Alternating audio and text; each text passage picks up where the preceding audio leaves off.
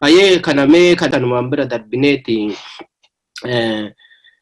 haaluma dhibee ammaa kanaan filannoon biyyoolessaa Itoophiyaa darbee ture. Sababaan isaa irra deddeebinee haasa'ullee yoo ta'uu baate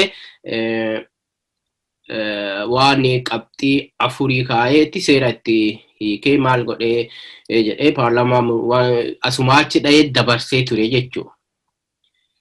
Haa ta'u isa kanaaf faallaa isa kana naannoon Tigraay uummanni TPLF filannoo isaa geggeeffatee jira, nagayaan bahee galee jira. Erga filannoon geggeeffamee dhibeen tokko baay'ee achitti wanti addaa wanti ta'ame hin turre. Dhibeen hin babal'annes hin bannes normaali maguma akkuma jirutti jira jechuudha. Sababa kana dhibeetiin wal qabatee kana dura Ministeerri Fayyaa Itoophiyaa illee filannoo akka hin geggeeffamne labsee ture. Amma yeroo dhiyoo kana labsitee jechuun Ministeerri Fayyaa Itoophiyaa filannoon geggeeffamuu fi haala mijatatu ture jira. Filannoon yeroo dhiyoo keessatti waggaa tokko gadi kan taanetti naannoo ji'a 5-6 ji'a 9 gaditti akka geggeeffamu dubbattee turte paarlamaa irratti jechuudha. Isa kana kooroonatu kan mootummaa Tigraay sanii kooroonaa seeraan ala geggeessitan kooroonaa babal'isuuf jedhan sana kooroonaa santu dhoobame. Maaltu taana haala maaltu mijate isuma kanaan wal qabsiisi fulbaanni 30 dhiyaatee jira. Fulbaana 30 booda akkuma argaa jirru waa hedduutu ulfaana itti ta'eera naaf fakkaata. Fulbaanni 30 illee dhiyaataa jira. Isa kana illee mee akkamiin ilaaltaa mee wal qabsiisiti waan lamaan kanneen wal faana na deebise. Bareeda gaafiin kun yeroo hedduu ka'aa jira. Yoo ilaalte filannoon darbee ture. Filannoon akka Itoophiyaatti caamsaa keessa geggeeffamu ture. Sababa adda addaatiin sababa shira mootummaatiin actually shira mootummaan ta'een sodaa mootummaa yeroo san qabuun filannoon sun akka darbu ta'e. Filannoon sun maaliif darbee isa jedhu gaafiin sila yoo gaafanne gaariidha. Filannoon suni sababa gahumsa mootummaa yeroo sanitti gahumsa waan hin qabneef caasaa biyyattii konsolideetee godhee hin jiru waan ta'eef yookiin ammoo dhuunfatee hin jiru waan ta'eef guutuutti to'atee hin jiru waan ta'eef sodaa odoo gadiin ijaaramin otoon dhaabbatin caasaa bututee ture otoo deebisnee hin ijaarin yoo gara filannootti deemna ta'e mo'amna. Kanaafi filannootti deemnee mo'amuu irra shira dhawuu qabnu dhoofne filannoo kana dabarsuutu irra nu wayya kan jedhutu mootummaa mudatee jechuudha. Kanaafi sochii adda addaa akkamitti kana jechuu danda'an kan jedhu sochiilee mootummaan godhu keessaa tokko arguu hin dandeenya. Tokko yeroo caamsaa sanitti biyyi sun tasgabbiin qabdu ture. Olaantummaa seeraa jedhanii namni du'aa asitti achitti namatu du'aa ture. Naannoo adda addaatitti rakkooleen kutaa biyya sanii hunda keessatti namatu du'a. Namni ajjeefamaa hin hidhamaa. Shororkaa guddatu ture jechuudha biyya keessa. So kuni sochiin ammoo karaa argitee daldala seeraan alaa jedhamutu jira. Wanni kunis akkaataa itti qaamni argitee qaamoleen sirnichi dhuunfatamuu dhabuu irraa yookiin ammoo mootummaan kun mootummaa dadhabaa ta'uu irraa qaamoleen adda addaa karaa dhuunfaa isaaniitti harkisanii yeroo itti biyyatti saamaa turantu ture. Kanarraa kan ka'e ga'umsi mootummaa yeroo sanitti undermined waan ta'ee jiruu fi yookiin ammoo tuffatamaadha waan ta'ee turee fi mootummaan kun haala ittiin filannoon kun darbu irratti shira xaxuu danda'e jechuudha. San qofallee dadhabina san qofa osoo hin taane sochiin paartiileen siyaasaa biyya san keessatti godhan akkuma ati beektu paartiileen siyaasaa hedduun isaanii biyya alaa irratti waamanii galanii Jawaar Mohaammed fa'aa yoo ilaalte sochii isaan Oromiyaa keessatti godhan yoo ilaalte kun sodaa guddaatti ta'e mootummaas. Sodaa miti mata dhukkubbiidhaatti ta'e. Bifa kanaan yoo deemne baay'ee uummata sanii ilaalta sochii godhamu ilaalta keessumattuu mormii dimokiraasii waa'ee ce'umsa karaa dimokiraasiitii fi akkasumas ammoo mirga ofiin bulchuu self rule isa jennuu fi mootummaa nafxanyaa deebisanii ijaaruu jidduu fixichaan yookiin ammoo wal mormiin jiru akka wal mormiin jiru hedduu guddaa ture. Mormii kana keessatti dhiibata guddaa kana keessatti filannoon dimokiraatawaa ta'e geggeessuu akka hin dandeenye tokko paartiileen siyaasaa ni beekti. Lama mootummaan kun yoo filannoo seenee akka mo'amu ni beekti. Kanaaf shira xaxuun barbaachisee jechuudha. Keessumattuu sodaan jaarmiyaan Oromoo irraa qaban. Sochii Oromiyaa keessatti ta'urraa sodaa isaan qaban. Sochii sabaaf sablammootaa yoo ilaalte karaa Sidaamaa yeroo isaanii argitanii mirga babiyyummaa mirga ofiin bulchuu yeroo isaan gaafatanitti hidhaan dhiibbaan meeqa jechaan meeqa akka turen yaadatta. Oromoon resilient ta'ee yeroo sin bira dhaabbataa ture. Wanni kun hariiroo ummatoota biyya san keessatti cunqurfamanii cimsaa dhufe jechuudha. Haala kanatti mootummaan gara kophaa isaatti dhiibamaa ture. Argitee mootummaan citaa hariiroon isaa Oromiyaa keessa akka qabu ummatoota kibbaa sablammoota keessatti inni qabu citaa gara nafxanyatti hirkataa dhufe jechuudha. Yeroo kana keessatti mootummaan carraa waan hin qabneef abdii waan kutateef gara nafxanyatti hirkachuu murteeffatee jechuudha. Akkasitti gara nafxanyoota ofitti hirkisuudhaan gara nafxanyootatti geesse jallaa Oromoo keessa jirullee jallaa Oromoo keessa ofitti qabees ofitti hirkisee akka meeshaatti itti fayyadame rakkoo hamaa rakkoo biyya san keessatti rakkoo bu'uuraa gurguddaa constitutional crisis jennu see uume bifa ati argite bifa salphinnaa sanii waan ta'uu hin malle godhanii filannoon kun akka darbu ta'e jechuudha. Filannoon kun erga darbee booda hin dhaabbanne dubbiin. Otoo waa'een filannoo kun mormiin filannoo jiru dhukkubichi dho'ee dhukkubichi biyya keessa faca'uu eegale jaarmiileen siyaasaa sochii biyya keessa godhan sochii dhaabanii gara hubannaa waa'ee dhibee kanaa irratti kennuu irratti bobba'anii Jawaar Mohaammed fa'aa yoo ilaalte adda durummaadhaan biyya san keessatti waa'ee dhukkuba kanaa ummataaf ifa godhaa ture. Argitee kun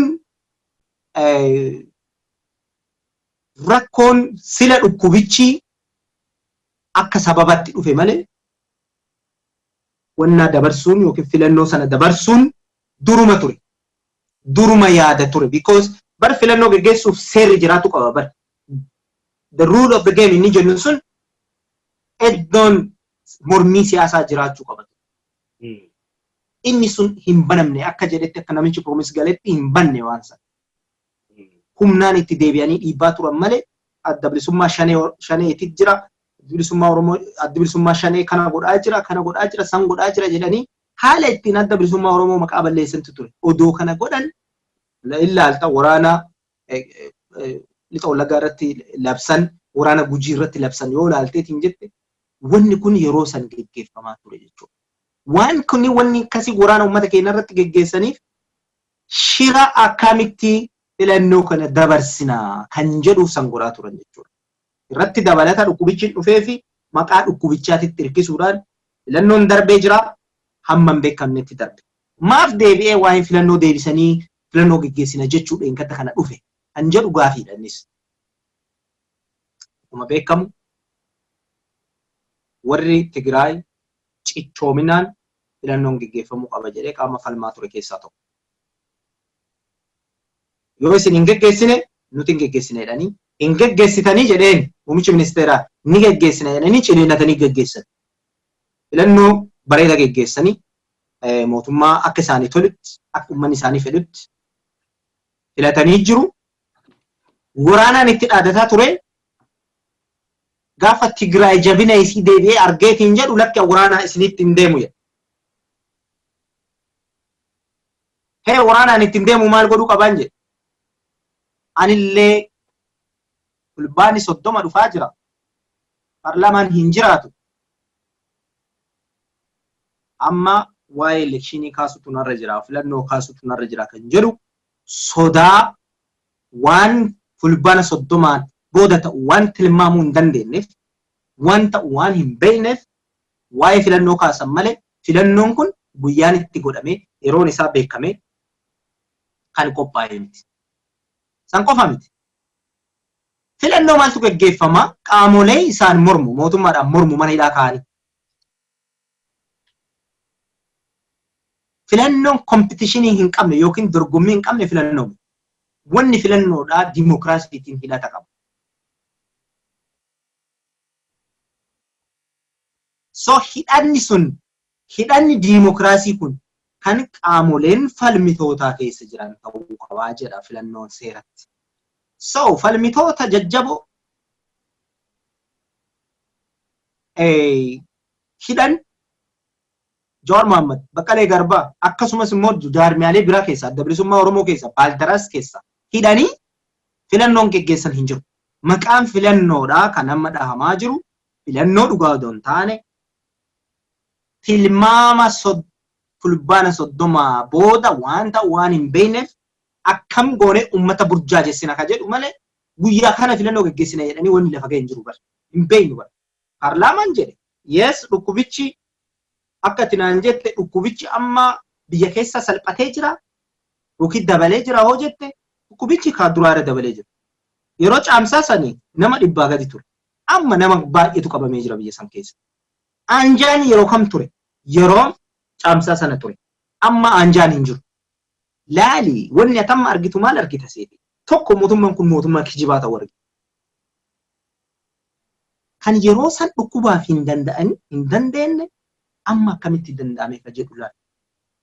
Yeroo saniyyuu yoo amma kan geggeessuu danda'an taate yeroo saniyyuu sababa dhukkubaatiif hin dabarsine jechuudha. Qabxileen dura sii kaa'isaniif dabarsan jechuudha.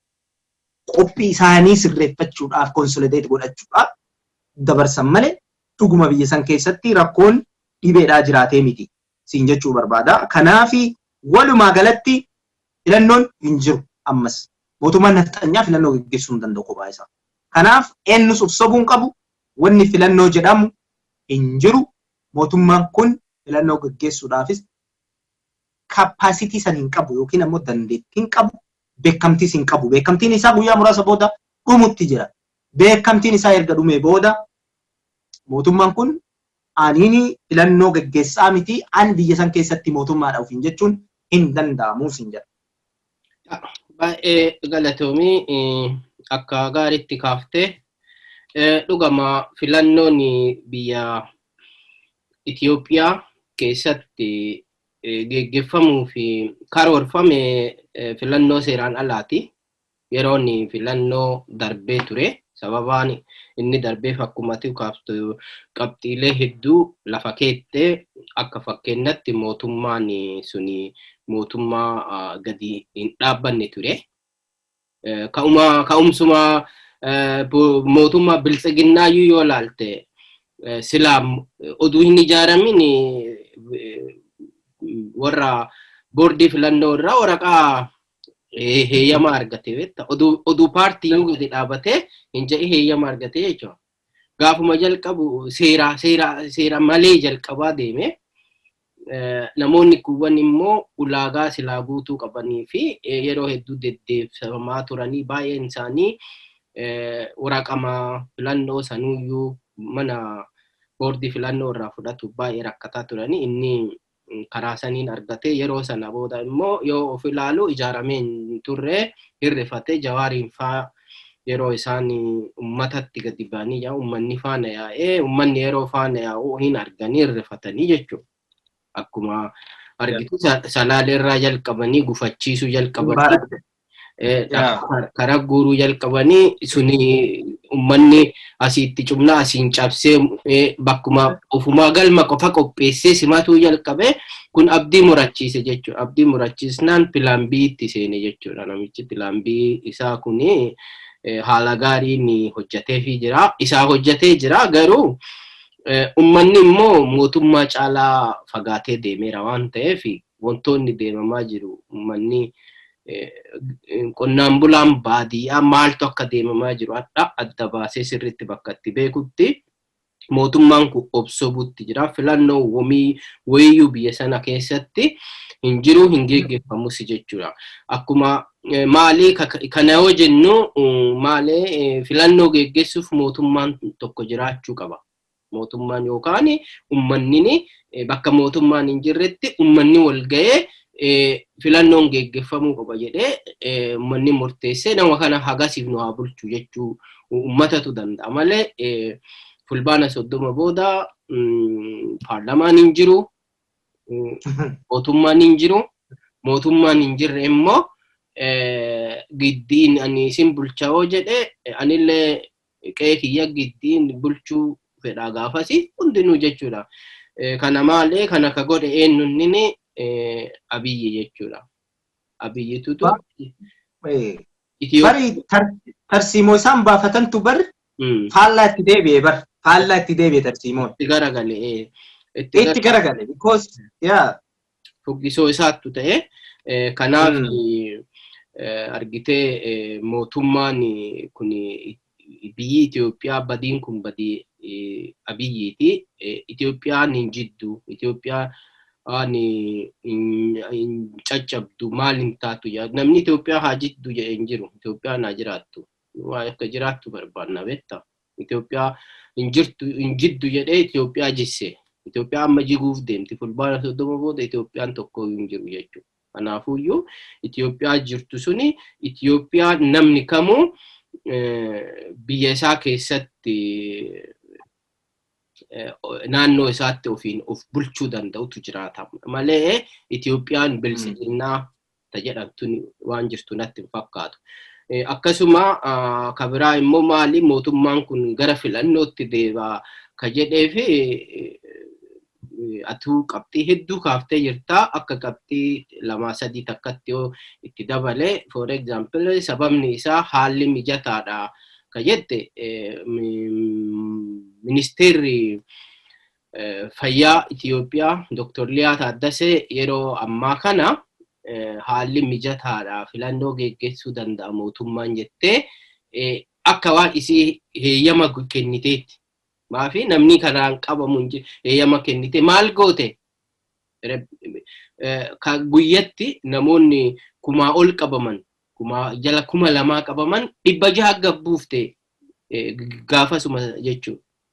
Sababa namni garuu qabamaa du'aa jira isin maal goote reeshoma wannuma gubbaa jiru san gadi buufteeti akka evidensitti dhiyeessuu barbaadde jechuudha. Garuu uummanni baay'ee dhumataa jira.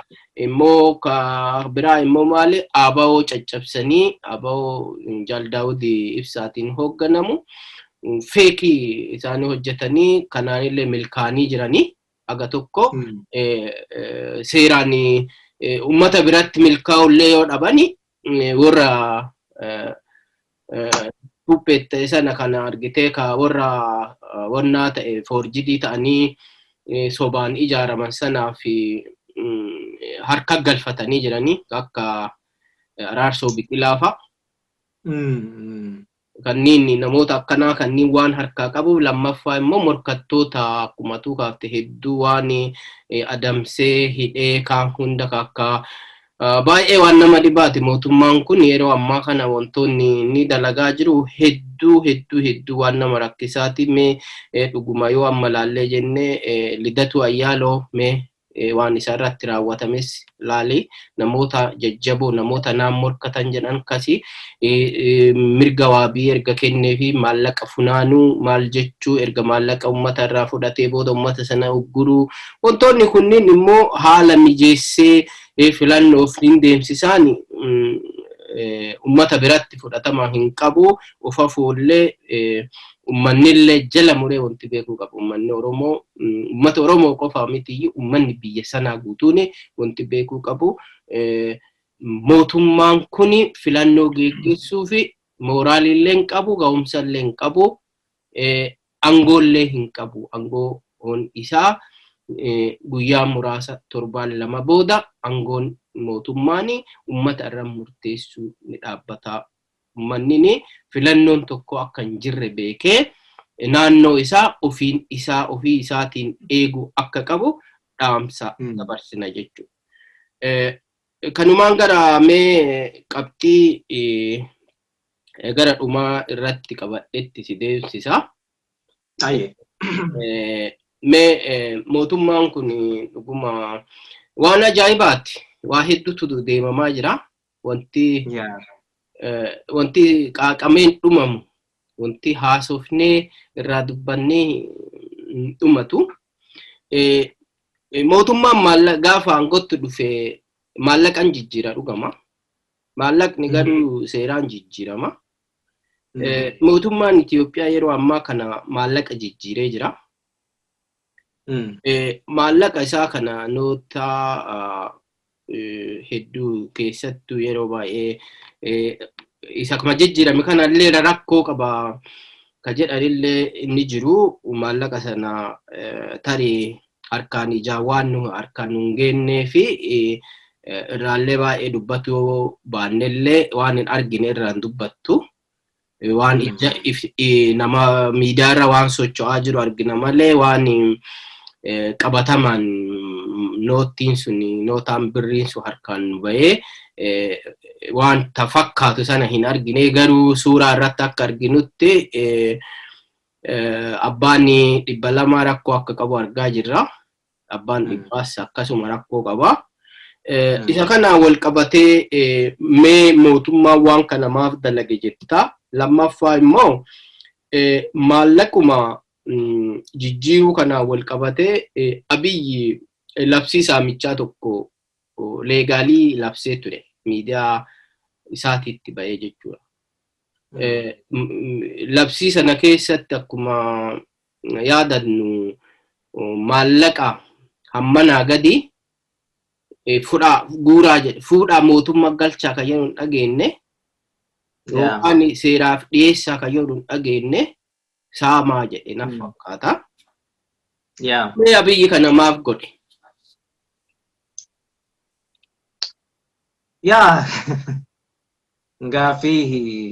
Gaafii ajaa'ibaatti waan beektaa waan tokko yeroo tokko wanni ati tiyoorii beektuuf wanni ati qabatama lafarratti argitu faallaa ta'aa deema beekte. Itoophiyaan si'a hedduu biiroo jijjiirteetti, mallaqa jijjiirteetti. Kaareensii hin jijjiiramaa mallanni bifa adda addaatitti mootummaaleen adda addaa ni jijjiiru. Mallaqa jijjiiruun haaraa miti. Garuu bifa mallaqa itti jijjiirantu adeemsatu jira. Adeemsa ittiin waan tokko jijjiirtuun. Because it's a public property dha mallatni. Mallatni kan publicii qabeenya uummataati. Because waan dhuunfaatii miti jechuudha. Waan aniifati qixa qabnu jechuudha.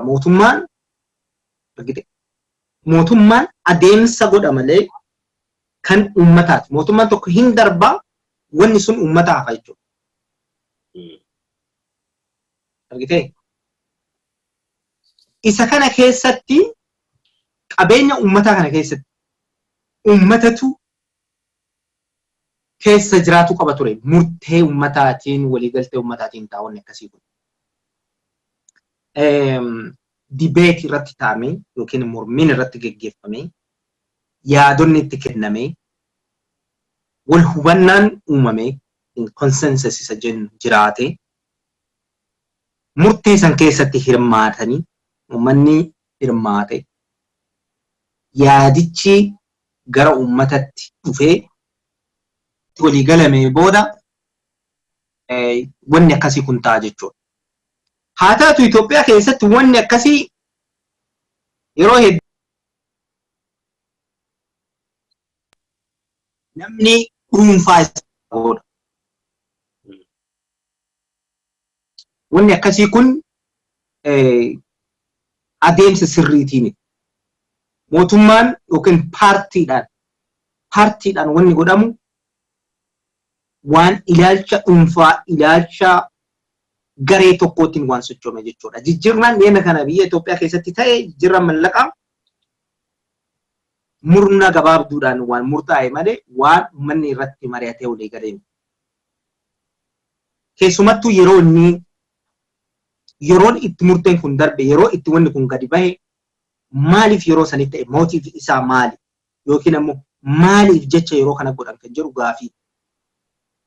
Yoo ilaalte waa'ee mallaqa jijjiiraa kunii fi waa'een saamicha mallaqa biyya san keessaa qabeenya biyya sanii wal qabata.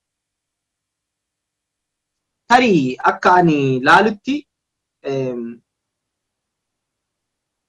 mootummaan amma jiru mootummaan naftanyaa kan Abiy Ahmediitiin hoogganamu qabeenya biyya sanii akka warri TPLF saametti ni dha.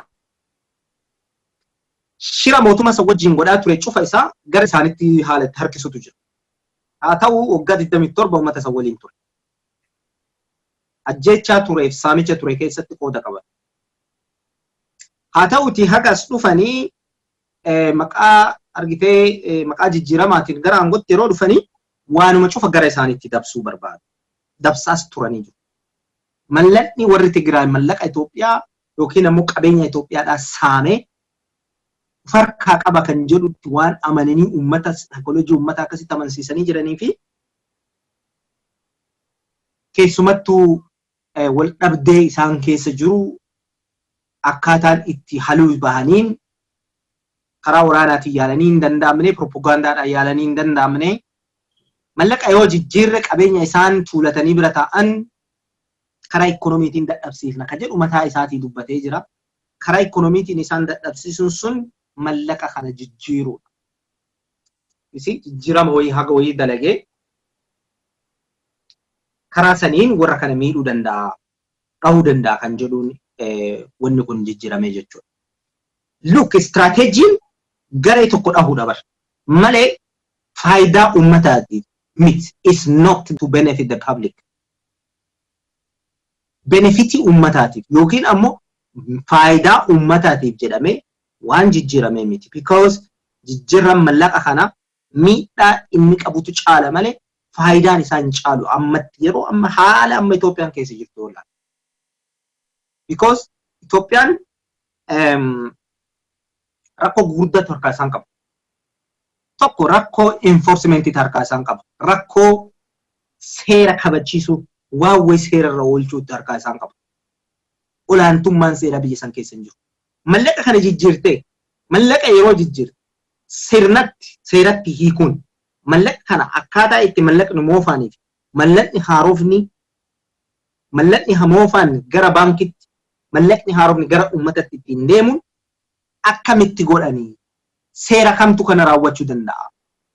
Fakkeenyaaf mootummaan kun mallaqa seeraan ala yoo piriinti godheetiin jedhe eenyutu isaan laaluu danda'a? Eenyutu isaan to'achuu danda'a? Sirni isaan to'atu lafa hin jiru. Akkuma mallaqa yeroo kaan godhe mallaqa piriinti godhanii lafa tuulanii biyyattii infleeshiniidhaan balleessu yoo ta'e malee yookiin ammoo gareen mallaqa jijjiiruu barbaadde kun mallaqni waan baankii keessa hin jirree fi mallaqa kana piriinti goone ittiin dantaa keenya dhiibnaadha. Dantaa keenya ittiin galma geeffannaadha yoo ta'e malee uummata Itoophiyaatiif bu'aa takka hin qabu. Mallaqa jijjiiruun bu'aa takka ammatti hin qabu. Kanarraa kan ka'e jechuudha gaafiin badhaa na gaafatte haalli mallaqni kun itti jijjiirame haala ittiin garee tokko dhahuudhaatiif malee faayidaa uummataatiif miti. Hayyee maaliif erga mallaqa jijjiiranii booda maaf saamicha labsiin saamichaa maaf ta'e? Muummichi ministeeraa gadi bahee mallaqa miliyoona 1.5 ol yoo argitan saama. Saamaatii gara mootummaatti adeemsaan qabeenya uummataa godha jechuu otoo hin taane dhuunfatti qaamoleen humni waraana biyyaa akka itti fayyadamu isaaniif eeyyama kenna. Kun biyya kamittuu godhamee hin beeku. Naamusa humna waraanaatiin illee miti. Waraanni biyya tokkoo investimentiin ittiin adeemutti jira. Haala odoo mootummaan waggaa waggaadhaan ramadee fi ittiin adeemutti jira malee haala faayinaansiin ittiin godhamutu jira malee gadi bahaa uummata nagaa irraa saamaa jechuun kun tokkoffaa mootummaan Abiyyi akka nama dhuunfatti yakka guddaa uummata Itoophiyaa irratti dalage. Kanatu mul'ata. Birriin sanii bifa kamiin jijjiiranii yookiin dadhabin yookiin ammoo hammeenni birrii sun qabu rakkoo birrii sun amma haga hojjetamee bahee kan itti jedhaa jirtu ijaanis arguu baannu. Ariitii ittiin namoota miidhuudhaaf qaama tokko miidhuudhaaf dalagame malee faayidaa uummataatiif hin dalagamne siin jedha. Kanaafuu mallatni sun yoo bades otoo toles otoo bades uummata Itoophiyaatiif faayidaa hin qabu. Miidhaa isaatu caala.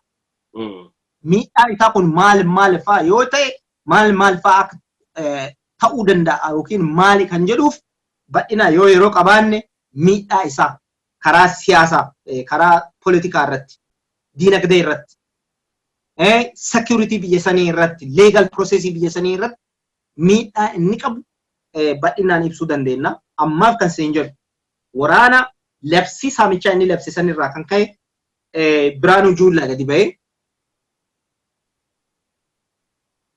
waanuma muummichi ministeeraa labse waanuma namichi muummicha ministeeraa ofiin jiru Abiyyi Ahmad labsisan gadi bahee dhiifama hin qabnu jedhe. Dhiifama hin qabnu. Eenyuuf uummata irratti hin dhaadata bar warra daangaa irra jiru miti bar kan irratti dhaadatu qaama biyya keenya waraanuudhaaf seenuu irratti miti bar uummata Itoophiyaatiin dhiifamsa isin hin qabnu jedhe. Wanni inni kana jedhu maal seete? Humna argatanii jiran namoota saamanii jiran keessumattuu wanni saamichi kun Oromoo irratti xiyyeeffate waan si ajaa'ibu. Abbootiin qabeenya Oromoo hedduun isaanii mana hidhaa jira. Hedduun isaanii qabeenya isaanii saamamanii jiruu isaanii dhabanii jiru. Ka of ajjeesullee arginee jira. Maaliif wanni kun ta'e kan jedhu warra TPLF siin jedhee jira garuu san qofaa miti. Oromoo qabeenyaan dadhabsiisuu barbaadu. Siyaasaan Oromoo dadhabsiisuuf qaroo Oromoodhaan hidhatti guuranii dinagdeedhaan Oromoo dadhabsiisuudhaaf waraanni akka saamutti itti ramadanii fulbaana 30 booda maal fiddanii naqaama fulbaana 30 booda socho'u irratti tankarfii dhiifamsa hin qabne fudhadhaa jedhe Biraanuu Juullaa. Uummata isaatiin jedhaa barsilaa mindaan isaa kafalamu kan ittiin boqoqanii yaaniin qabeenya uummata biyya saniiti bar.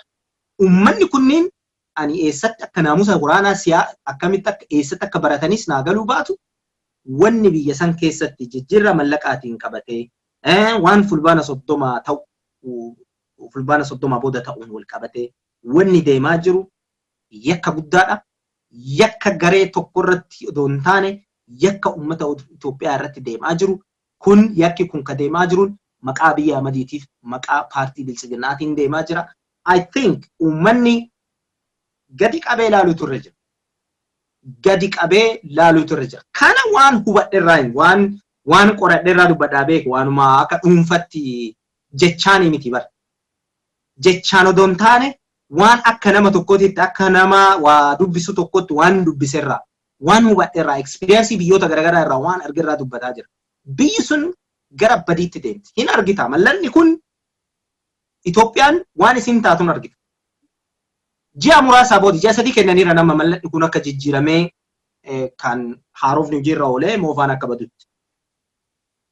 We gonna see biyya san keessatti qaala'insi jireenyaa fi faayidaan mallaqaa guddaaf garaa ta'aa deema hin argita kan. San qofaa miti haalli itti infleeshiniin biyya sanii daangaa itti darbu biyyi sun ikoonomiin biyya sanii karaa faallaa ittiin deemtu uumamu ta'a. Kana jarri waan umurii gabaabduu qofa qabaniif fageenyatti ilaalaa waan hin jirreef adeemsa kanatti deemaa waan jiran fakkaataa.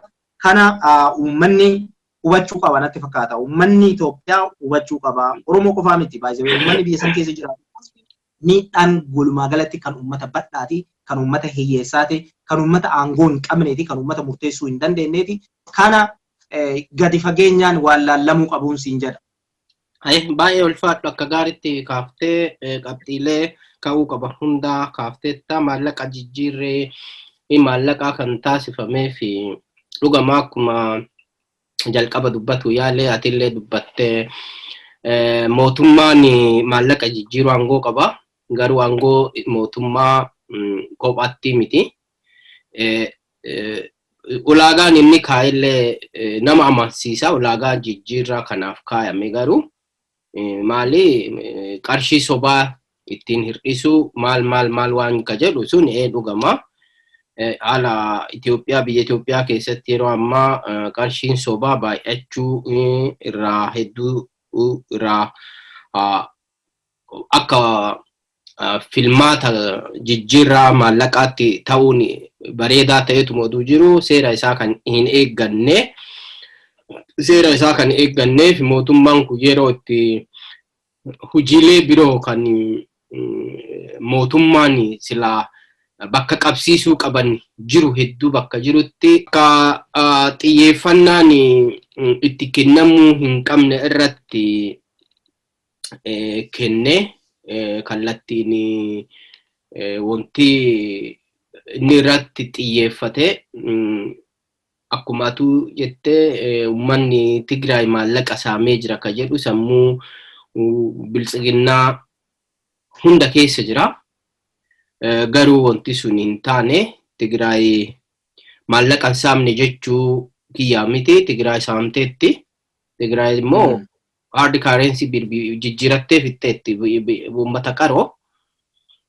Homaa harka arguu hin dandeenye bariisama inni maallaqa sana baase maallaqni biliyoona olii naannoo warra amma Amaaraa keessatti argame jechuudha. Inni kun argitee bakka itti yaadame sana argee rifateen dubbanne mootummaa ibsan kennine waan sana irratti oduu Tigraay ta'ee waa inni jedhu hunduu kanuma beennu. Isa kanaan wal qabatee immoo labsiin suni labsii dogongoraati. Abiyyi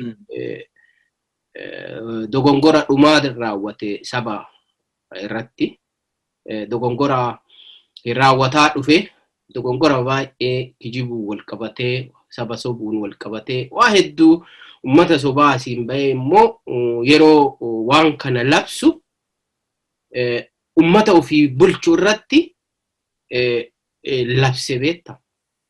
Saamaa jedhe. Poolisiin saamaa jedhe. Bara mootummoota Afrikaa keessaa mootummaan Keeniyaa kana dura bara Daani'eel Arap Moi ture jedhanii inni poolisiin Keenyaa har'a yoo biyya sanatti si qaban. Wanti sun eessa dhufte isa biraa dhufte jedhan. Fudhaa nyaadhaa jee uummanni qabanii uummata biyya alaa irraa dhufe guyyaa meeqa qabanii nurraa guurataa baate jechuudha poolisiin. Saamacha akkasiisan tutu seenaa akka saniitti tutu biyya keenya irratti deebi'ee labsa. Inni kun seenaa gurraacha isaaf immoo yeroo ammaa kana kan miidhamaa jiru namni midhaan gurguratee galuu hin dandeenye. Magaalaa bu'ee midhaan gurguratee galuu hin dandeenye. Haga qarshii 100 irraa kaasaniiti saamamutti jiran. Kuni baay'ee uummata harka qalleeyyii, uummata guyyaa nyaata guyyaa argatu socho'u irratti poolisii saamaa nyaadhaa jechuun baay'ee mootummaan gadi bu'u argita. Mee guyyaa addaa sagantaa guyyaa addaa xumuruun dura waan haga ammaa dubbanne keessatti fi waan hin dubbanne yoo jiraatee fi dhaamsa dhumaa yoo qabaatte kanumaan xumurra. Hedduu galatoom Adam dheeraa dubbannee waan hedduu yeroo gabaabaa keessatti qabxiilee hedduu babal'aa ta'an kaafnee jirra. Ani dhaamsi ani asirratti qabu yoo jiraate waa'ee irreechaatiin wal qabateeti. Irreecha fulbaana 23 24 gaggeeffamu irratti uummata keenyaaf irreecha nagahaa, irreecha badhaadhinaa yookiin ammoo irreecha uummanni keenya itti argitee ammaa booda gabrummaa diinaa jalaa bahee nagahaan itti wal argee gaddaa gammachuu isaa waliin dabarsu akka isaanii ta'u isaanii hawwa. Kaan ammoo irra caalatti nagaa hawwina. Biyya san keessatti nageenyi amansiisaan hin jiru.